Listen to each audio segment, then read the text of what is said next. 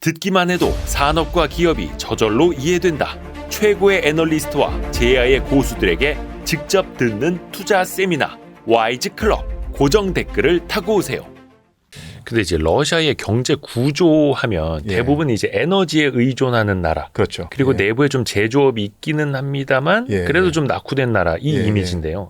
어때요? 지금 현재는? 그러니까 러시아란 나라가 상당히 이제 흥미로운 측면이 어떻게 보면 후진국이거든요. 그러니까 어떻게 보면 선진국은 이제 아니죠. 선진국은 아닌데 그렇다고 해서 인적 자원이라든지 그 테크놀로지 기반이 또 없는 것도 아닙니다. 그렇죠. 뭐 우주항공이라든지 이쪽은 장난 아니죠. 그다음에 뭐 무기 개발하는 데서는 어떤 경우에는 미국을 능가하는 경우도 있고요. 그다음에 뭐 문화적인 어떤 부분이라든지 예술적인 부분에서 세계 최고 수준의 어떤 그런데 이런 것도 있고요. 그렇죠. 볼쇼이 막 이런 데들. 그래서 이 러시아라는 나라는 이게 그 어떻게 말하면 그 이 굴곡이 심한 나라라고 할 수 있어요. 그러니까 어떤 부분은 세계 최첨단인데 어떤 부분은 거의 뭐 아시아나 최하고. 아프리카 그 저 오지에 해당하는 어떤 그런 곳이 있고 그러니까 이래서 이제 종잡을 수 없고 갈피를 잡을 수 없는 측면이 있는데요. 그러네요. 그래서 이 천연자원 보유고에서는 사실은 뭐 미국을 능가하는 측면이 있고 그런 상황에서 어떤 부분에서는 러시아가 가진 어떤 그 역량이 충분히 발휘가 돼가지고 상당히 세계적인 경쟁력을 가진 분야가 있는데 그렇지 못한 부분에서는 이건 대책 없는 상황이었다는 얘기죠. 이런 식의 어떤 그 불협화음이랄까요?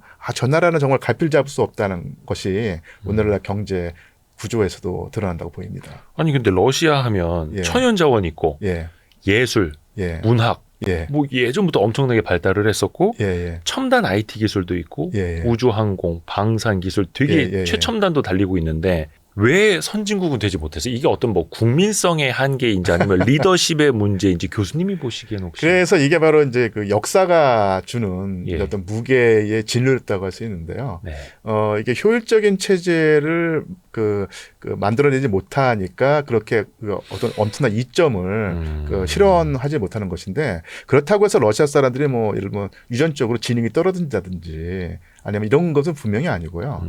과거에 어떤 그 모순이라는 게 있는데 그 모순이 계속 그 뭐랄까요, 그 여파라고 할까요? 후대까지 영향을 미치면서 효율적인 체제를 만들어내는데 한계를 보이는 겁니다. 어떤 뭐 민주주의나 자유시장 경제를 조금 더 적극적으로 도입하지 않아서일 수도 있고요.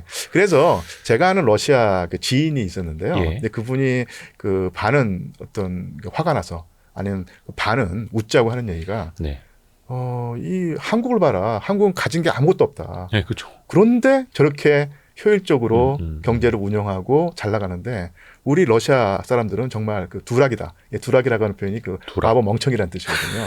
그래서 자조적으로 말하면서 아니 우리 러시아는 없는 게 없다.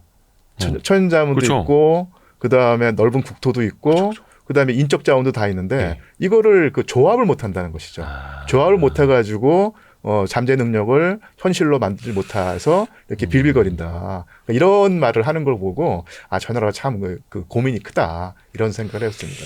그래서 사실은 그런 식으로 악의가 안 맞는 각 분야의 어떤 그런 이렇게 높고낮음 이런 것을 정치권이 잘 그 배합을 해가지고 극대화해야 되는데 러시아라는 나라의 정치란 것이 워낙 그 뭐랄까요, 이게 롤러코스터를 타고 이게 효율적이지 못해가지고 정치의 어떤 그 부정합성이 체제의 부정합성으로 이어지고 그래서 이제 경제 잠재력이 실제로 발현되지 못한다 이렇게 정리할 수 있지 않을까 싶어요. 근데 이제 러시아에 정치라는 게 있나 싶기도 할 거예요. 그러니까 많은 사람들이 오해하는 게 러시아가 공산국가 아닌가? 공산당 아닌가? 근데 공산당이 있기는 있는데 지금 집권 여당이 아니라면서요. 맞습니다.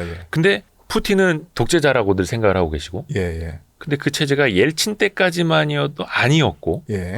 지금 그러면 푸틴 체제 이후에 그래도 뭔가 정치적으로나 리더십으로나 효율적인 체제는 조금 더 나아졌다라고 봐야 되는 거 아니면 후퇴했다고 봐야 될까요? 이렇게 설명을 드릴 수 있을 것 같은데요. 러시아의 정치란 것이 항상 이제 격동 연속이었었는데 네. 이제 뭐 좀 정리를 해드리면 1991년에 이제 소비에트 연방이 해체되고 옐친 정부가 들었었는데 옐친이란 인물이 대통령이 되었고 서구식의 자유민주주의 체제, 의회 민주주의 체제를 도입을 했습니다. 네. 근데 이게 러시아 사람들한테는 아직 익숙하지 않은 체제였던 것이죠. 그래서 이제 체격에 맞지 않는 뭔가 하여튼간 이렇게 좀 불편한 옷을 입었다는 생각을 했었죠. 근데 거기다가 경제가 망가지면서 더더욱더 이제 옐친 체제에 대한 어떤 원한과 원성이 자자했던 거예요. 그러니까 국민들이 민주주의 하면 다 좋을 줄 알았는데 이게 뭐냐 막 이렇게 된 거예요. 그래서 이제 이게 민주주의 체제가 들어서서 경제까지 나아지면 이거는 뭐 당연히 환영하고 했어야 되는데 좀 자유를 누리는 듯한데 내 삶은 너무나 피폐해졌다라고 하니까 이게 경제 체제에서 비롯되는 불만이 정치 체제에 들어갔고요. 더더군다나 1991년부터 2000년까지 우리가 흔히 말하는 올리가르히라고 하지 않습니까? 네네네. 이게 러시아 신흥 재벌일 텐데. 올리가르히. 우리말로 진짜 문어발 확장을 하는 신흥 재벌이라는 뜻이거든요. 이게. 근데 러시아 국민들은 다 아까도 말씀드렸죠. 쓰레기통 뒤지고 구걸하면서 아주 어렵게 살아가는데 몇몇 소수 재벌들은 그 틈을 타가지고 엄청난 국부를 손에 넣으면서 확장하는 거예요. 그리고 이게 너무 지나쳐가지고요. 나중에는 사실은 재벌이 생기는 것은 뭐 어떻게 보면 이건 뭐 대기업이 생기니까 좋다고 할 수 있는데 문제는 뭐냐면 러시아 재벌들이 세금까지도 안 냈습니다. 세금을 안 내요? 예, 그러니까 국영 기업을 자기네 어떤 사기업으로 이게 흡수하면서 엄청난 이윤을 올리면서도요. 그 수많은 어떤 재산에 대한 과세를 요리조리 피해 나간 거예요. 그러니까 법으로 안 내도 된다라고 돼 있는 건 아니고 내야 되는데 요리조리 빠지고요. 뭔가 제재를 가하려고 하면 정치가들한테 뇌물을 줘가지고 봐달라. 그러면 이제 정치가들이 돈 받고 모른 체하고 한 것이죠. 이게 옐친 때 얘기였거든요. 네. 그래서 이제 올리가르히 이런 새로 나타난 자본주의적인 재벌들이 정치 권력까지 농락하는 상황이었고 이게 러시아 서민들한테는 엄청나게 불만스러운 상황이었거든요. 그런데 2000년에 푸틴 대통령이 집권한 다음부터 푸틴 대통령이 그런 올리가르히를 다 불러 모으고요. 한마디 합니다. 당신들이 자본주의 시장 경제 원칙에 입각해서 이윤을 추구하고 영리 활동을 하는 것은 당연하다. 해라. 그리고 지금까지 당신들이 저질러 왔던 불법은 더 이상 문제 삼지 않겠다. 단 앞으로 세금은 제대로 내라. 법만큼 일정 부분을 당연히 법에 따라 세금을 내라. 이렇게 말을 했던 거예요. 너무나 당연한 건데. 당연한 건데. 그런데 올리가르히는 옛날 생각만 한 거죠. 옐친 때 우리가 정치인들 뇌물 줘가지고 다 구워 삶아가지고 우리가 마음대로 할 수 있었으니 더더군다나 이 푸틴이라는 사람은 그 당시에 40대의 이제 막 정치 입문한 쉽게 말하면 듣보잡이었거든요. 하지만 모스크바 출신도 아니고 상트페테르부르크 출신이니까 정치의 변방에 있던 사람이었습니다. 그 전까지 정치적인 어떤 경력이 있었던 것도 아니고 그렇게 만만한 존재였기 때문에 어떻게 보면 발탁이 됐고 운 좋아서 총리가 됐었고 그다음에 또 이 올리가르히 입장에서는 그러니까 옐친은 이미 건강을 해쳐서 더 이상 대통령직을 수행할 수 없고 자기네들 입맛에 맞는 인물을 하나 호사비 같은 인물을 아마 내세워야 된다고 하면서 선택했던 인물이 바로 푸틴이었거든요. 그러니까 약간 꼭두가시처럼. 처음에는 그 재벌들이 푸틴을 꼭두가시처럼 막 놀이하려고 했던 거예요. 충분히 자기네가 요리할 수 있다고 생각을 하고 대통령을 만들어 줬었는데. 만들어줬다. 근데 이 사람이 다 불러 모으되 아까 말한 것처럼 이제는 더 이상 그렇게 행동하면 안 돼. 세금 내고 법에 따라 행동을 해. 쉽게 말하면 대통령이 요구하는 대로 행동을 하는 얘기거든요. 처음에는 무시하고 이제 아까도 말한 것처럼 충분히 요리할 수 있다 생각을 했는데 곧바로 사정당국이 그러니까 도성이 되면서 푸틴의 명령에 따르지 않는 재벌들이 다 날아가 버렸습니다. 그리고 다 외국으로 쫓겨났고요. 아니면 감옥에 가든지 아니면 또 거기서도 이제 흐름을 알아채고 이젠 시대가 달랐다라고 생각하면서 푸틴이라는 인물한테 우리가 고개를 숙여야지 살아남는다고 생각하고 푸틴의 명령에 따랐던 사람들 다 살아남았습니다. 그러면서 이제 쉽게 말하면 일진 시대의 혼란이 어느 정도는 끝나고 최소한의 질서가 잡힌 거예요. 거기다가 푸틴 대통령이 운도 좋았죠. 집권하자마자 국제 유가하고 천연가스 가격이 급등을 했던 것입니다. 그러면서 그 외국 돈이 러시아에 흘러 들어와서 돌면서 경제가 활성화됐던 것이죠. 그러면서 서민들이 이제는 그 최소한의 어떤 그 안정성을 누리게 되고 조금씩 주머니가 두툼해졌던 거예요. 그러니까 올리가르이, 그러니까 그 문어발식 확장을 하던 재벌들한테 쏠려 있었던 부가 좀 퍼진 거네요. 예. 그러니까 이게 그렇다고 해서 뭐 러시아의 분비 격차가 뭐 줄어들었거나 사라졌다는 얘기는 아니고 이제 감당할 수 있는 수준으로 이제 빈부 격차가 조금은 줄어들었던 것이고 눈꽃이었던 올리가르히가 이제 전전긍긍하면서 정치 권력 앞에 푸틴 앞에 무릎 꿇는 걸 보면서 뭐 쉽게 말하면 그 고구마 100개 먹은 상태에서 사이다 들이킨 상태가 됐던 것이죠. 푸틴한테서 사이다를 느낀 거예요. 예, 그래서 푸틴 대통령이 물론 그 민주적인 대통령은 분명히 아니죠. 상당히 그 고압적이고 강압적인 방법으로 통치를 하지만, 그러니까 그렇게 했으니까 올리가르이를 무너뜨린 거 아니에요? 그렇죠. 하지만 일반 평균적인 러시아 서민들이 볼 때는 저 사람이 실제로는 긴가민가고 저 사람이 과연 우리 러시아를 제대로 이끌어갈 수 있을까?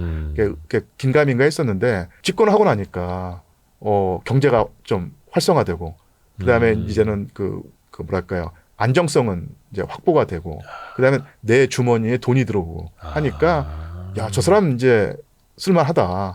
저 사람 일 잘하는구나 하면서 이제 그 지지를 하게 되는 것이죠. 푸틴 괜찮은데? 막 이렇게 된 거예요. 예, 그 상태로 지금 20년이 넘게 흘러왔고요. 그만큼 또 푸틴 대통령이 성과를 낸 것도 사실입니다.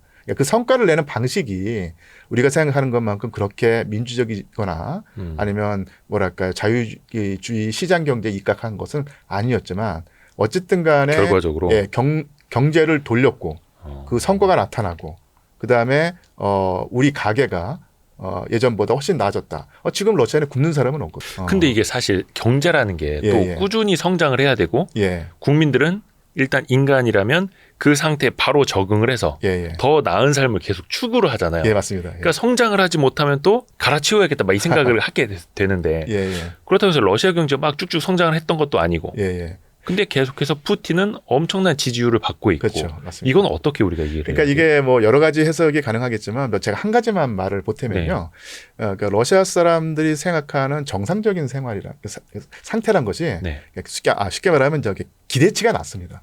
그러니까 우리는 이게 뭐 이게 잘 나간다 할 때는 우리가 생각하는 어떤 기대치가 높은 게 사실인데 러시아 사람들은 쉽게 말하면 빵 있고 그다음에 뭐 이렇게 홍당무라든지 양배추 제때제때 구할 수 있고 겨울에 뜨거운 물 나오면 그 자체가 이제 행복한 거예요. 너무 기대치가 낮기 때문에. 그래서 사실은 러시아 사람들이 너 어떻게 지내냐 이렇게 물어보거든요. 영어로 하면 How are you라고 물어봤을 때 대답이 러시아 말로는 나르말나라고 표현했어요. 나르말나. 이게 뭐냐면 영어로 노멀리거든요.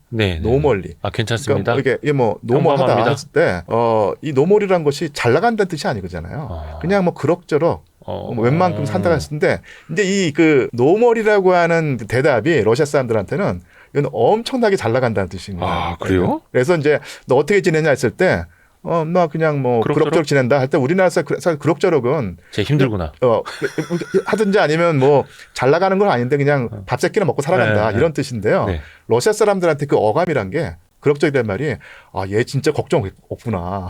행복하구나. 그러니까 이런 식인 거예요. 그러니까 너무 예전에 굴곡이 심했기 때문에 신기하다. 아까도 말씀드렸지만 이제 밥 세 끼 그냥 얻어 먹고 그다음에 뜨거운 물 나와서 얼어 죽지만 않으면 추운 나라니까. 이거는 너한테 너무 이제 해피한 거다 이렇게 생각을 하니까요.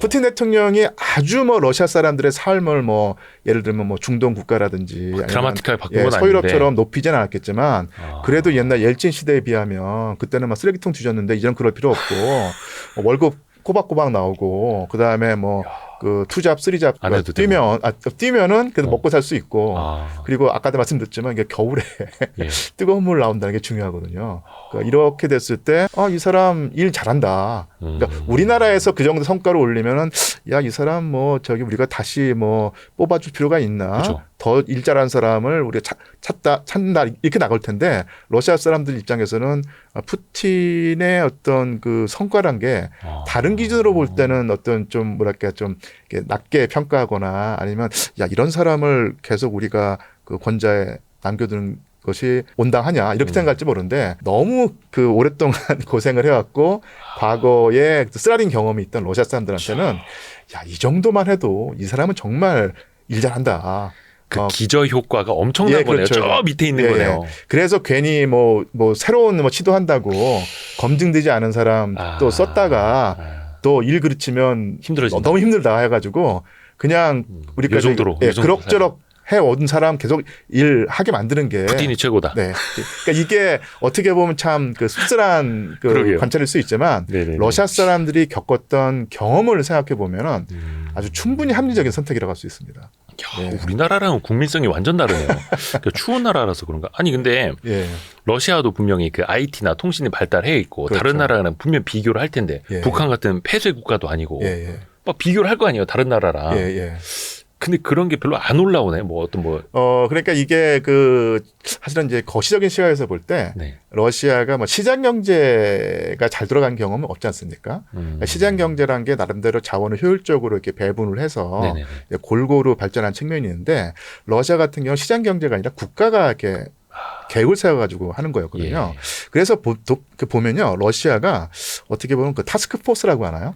타스크포스. 어떤 딱 목표를 정하고 거기에 집중적으로 인력과 자금을 투여해서 성과를 이끌어낸 데는 상당히 능력이 있습니다. 그러니까 어떤 분야가 문제가 있다 했을 때 위에서 볼 때 이거 문제 해결하지 않고서 골치 아프다 싶을 때는 집중적으로 인력과 자금을 투입해가지고 그것을 이제 문제를 해결하는 거예요. 그러니까 이런 능력은 상당히 뛰어납니다. 뭐 예를 들어서 우주로 가자 그럴 때 그렇죠, 제일 먼저 가고 그리고 또 뭡니까 뭐 재벌 해체하자 그럴 때 확 해체해버리고 그다음에 뭐 예를 들면은 컴퓨터가 미래다 했을 때 상당히 하고 그렇게 테트리스 기억하시는 분들 모르겠는데 그 테트리스가도 사실은 러시아에서 나온 거지 않습니까? 그 배경 그 러시아 무슨 성 나오죠. 그래서 이제 테트리스 대표되는 것처럼 러시아의 어떤 그 뭐랄까 프로그래밍 능력이 나름대로 있었거든요. 근데 이렇게 그 국가가 아니면 사회가 이 분야 우리 한번 제대로 해보자.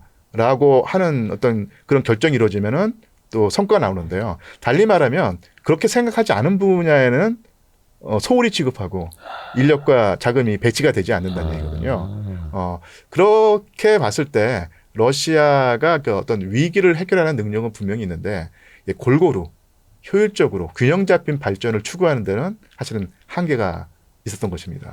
그런 면에서 아마 설명할 수 있을 것 같고요.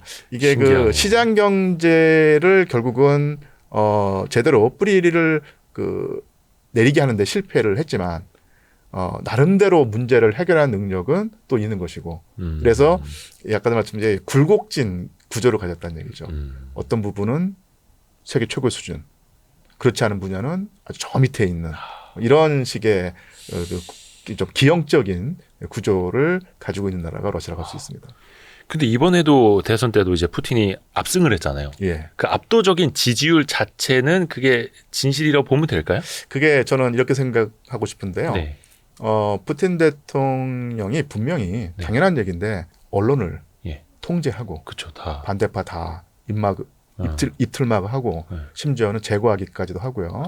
그 다음에 모든 언론 매체를 다 친정부 성향으로 만드는 그러면서 이제 국민들의 눈과 귀를 가리는 측면이 있죠. 근데 그렇게 해서 이제 80% 넘는 지지율을 올리고 있는데 만약에 그럼 가정을 해서 언론 통제를 하지 않고 있는 그대로 다 보도가 되게 하고 그다음에 이런 식으로 이렇게 자유화했을 때 푸틴 대통령의 지지율이 얼마쯤 나올 것인가? 제가 이제 한번 추정을 해보면 50%, 60% 그것도 엄청 높은 거 아니에요? 높은 거죠. 그러니까 그게 그러니까 이게 그 80%를 넘는 지지율은 분명히 이게 조작과 통제의 산물이긴 한데 네네네. 그렇다고 해서 저기 인기가 아예 없는데 그렇게 아니고 충분히 그 재선이 될 만한 지지율은 확보한 나온다. 상태죠. 그런데 왜 그럼 여기서 또 궁금증이 나오는데 네. 아니 그 50%가 넘으면 뭐 재선은 따놓은 당상인데 네. 뭐하러 이렇게 굳이 무리하면서 또 세계의 어떤 지탄을 받아가면서 손가락질을 받아가면서 그렇게 그 지지율을 그 높은 수준으로 유지하는데 이게 집착하느냐. 이것은 이렇게 생각하시면 됩니다.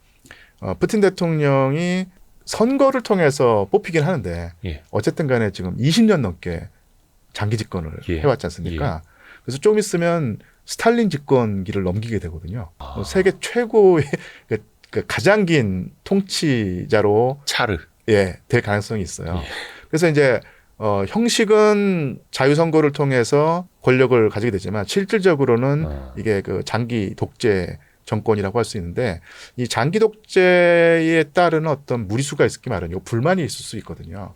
그죠. 어디선가는 뭔가 터져 나올 텐데. 그래서 이제 불만이 있을 수 있는데 그런 상황에서 자기의 정당성을, 그러니까 자기 장기 집권의 정당성을 확보하는 가장 좋은 것이 내가 이렇게까지 높은 지지율을 누리는데 이건 국민의 선택이다. 선택이고 내가 뭐 30년까지 집권을 해도 국민들이 이렇게 여러 가지 나를 바라는데 내가 이것을 마다할 수 없다. 이런 모양새를 취하고 싶은 겁니다. 그래서 이제 그런 장기 집권의 어떤 그 상황에서 뭐 50% 안팎의 지지율을 얻어가지고 하는 것보다는 압도적인. 7, 80%의 지지율을 얻어서 장기 집권을 하는 것이 자기의 정당성을 확보해준다고 생각을 하는 것 같아요. 명분이 확실히 된다. 이런 주장이 되는 거네요. 그래서 저도 생각할 때 이게 아까도 말씀드렸지만은 재선이 가능한 지지율은 분명히 확보하고 있는데 이게 30년 가까운 장기 독재 체제를 정당화할 수는 없으니까 이렇게 무리수를 써서라도 다른 나라에서는 있을 수 없는 지지율을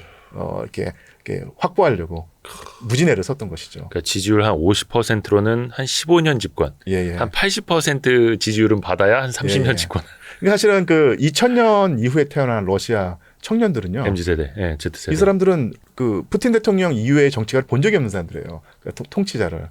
그만큼 오랫동안 집권을 했던 것이거든요. 그러네요. 아니 근데 왜 그 나발리도 있었고 근데 이제 안타깝게 죽었죠. 그래서 그걸 이제 뭐 푸틴이 이제 제거시킨 거 아니냐 뭐 이런 이야기들이 있는데 뭐 아직 뭐 100%또 밝혀지지도 않잖아요. 그 그렇죠. 배경이. 그래서 사실은 뭐 이런 프리고진이라고 하는 인물 기억나시죠? 네. 프리고진이 결국 비행기 사고로 죽었다고 하는데 그 용병 대장이죠.